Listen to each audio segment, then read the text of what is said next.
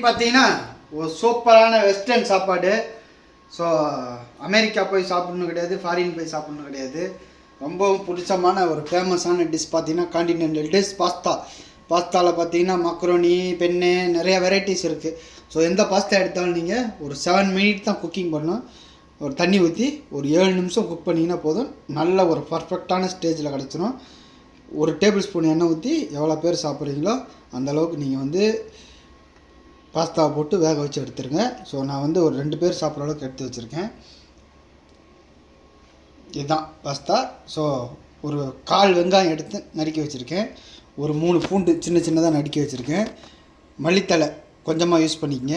அப்படி மல்லித்தலை கிடைக்கல, பார்ஸ்லி இருந்துச்சுன்னா நீங்கள் யூஸ் பண்ணிக்கங்க. மஷ்ரூம் ஆப்ஷன் தான், இருந்தால் யூஸ் பண்ணுங்கள், இல்லாட்டி வேண்டாம். ஒரு 2 மஷ்ரூம்.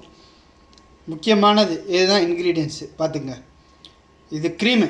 உங்கள்கிட்ட க்ரீம் இல்லைன்னு சொன்னால், ஃப்ரெஷ் க்ரீம் இல்லைன்னு சொன்னால் பால் எடுத்துக்கங்க. பால் வந்து ஒரு சின்ன கப்பில் ஒரு கப் எடுத்துக்கங்க. பாலும் இல்லை அப்படின்னு சொன்னீங்கன்னா சுது சாயர்னு சொல்லுவோம் மலேசியாவில், அந்த டின்னு கிடைக்கும், தண்ணி பால்னு சொல்லுவோம், அதை கூட நீங்கள் யூஸ் பண்ணிக்கலாம். ஒரு 1/4 கப்பு. ஸோ பட்ரு ஒரு டேபிள் ஸ்பூன், மைதா சின்ன டேபிள் ஸ்பூனில் ஒரு டேபிள் ஸ்பூன். அந்த டேபிள் ஸ்பூன் பார்த்திங்கன்னா இதுதான், இந்த மாதிரி டேபிள் ஸ்பூனில் ஒரு டேபிள் ஸ்பூன் மைதா போட்டுங்க. தேவையான அளவு சால்ட்டு. ஸோ இது வந்து ஒயிட் பெப்பர் ஒரு 1/4 டேபிள் ஸ்பூன்.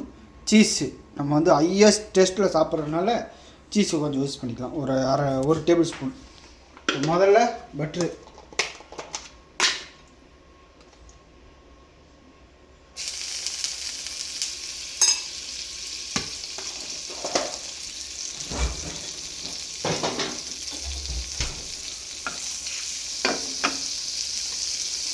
பட்டரோட கொஞ்சமாக எண்ணெய் விட்டுக்கங்க.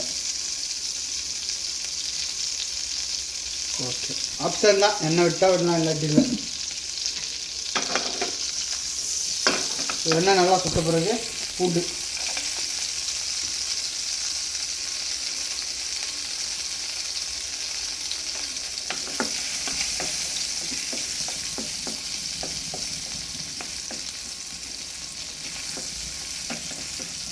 நல்ல அரோமா.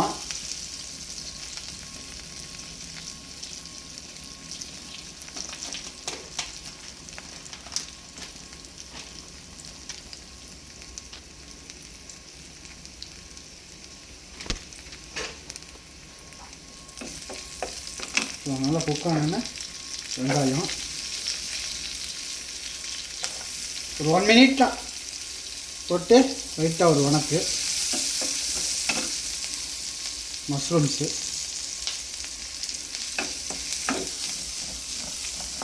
டீப் ஃப்ரை பண்ணுங்க.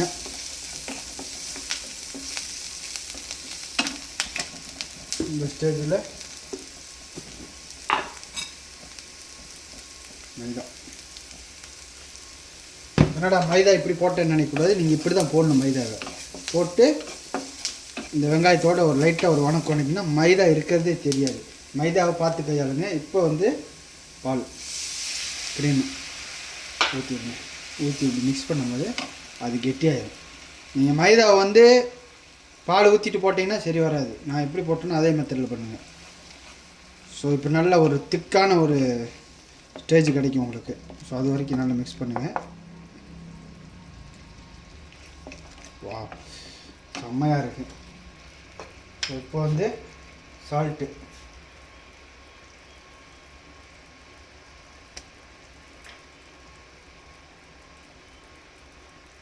போட்டு நல்லா மிக்ஸ் பண்ணிடுங்க. லைட்டாக தான் ஒரு மிக்ஸ் பண்ணுங்கள். பண்ணிட்டு ஒயிட் பெப்பர்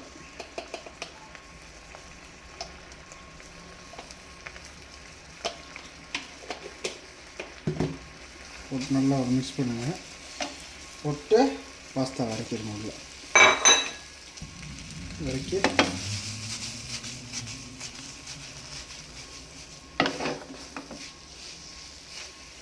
இப்போ அந்த பாஸ்தாவோட வாசமே பார்த்தீங்கன்னா ஸ்டார் ஹோட்டலில் போய் சாப்பிட்டோம்னா ஒரு மனம் வரும், அந்த மனம் வரும்.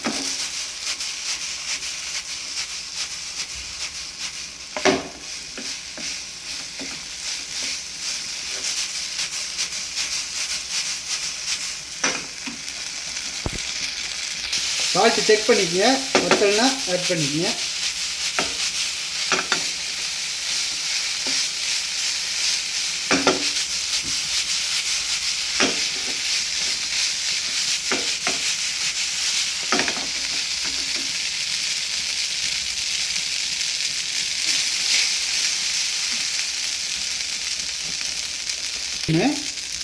ஸோ அடிஷ்னல் தான், நீங்கள் கொஞ்சம் ஊற்றிக்கணுன்னா எக்ஸ்ட்ரா மேலே ஊற்றிக்கணும். எல்லாத்தையும் ஊற்றுவாங்க.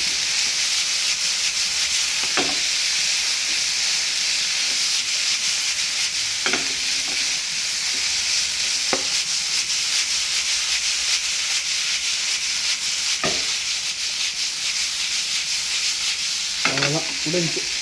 இப்போ வந்து கலவை போட்டாச்சு.